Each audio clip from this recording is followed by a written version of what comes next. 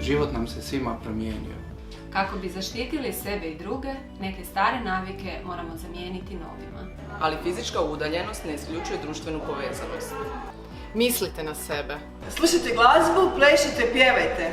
Budite ljubazni. Pecite kolače i probajte ih.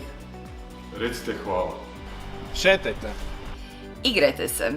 Učinite nešto za druge. Volontirajte. Darujte krv, spasite život. Sjetite se dragih osoba. Nazovite one koji su sami. Dajte kompliment drugima i sebi. Cijenite trenutke sa bližnjima. I najvažnije, smijte se. I ne zaboravite, niste sami. Niste sami. Niste sami. Niste sami. Niste sami. Niste sami. Tu smo uz vas.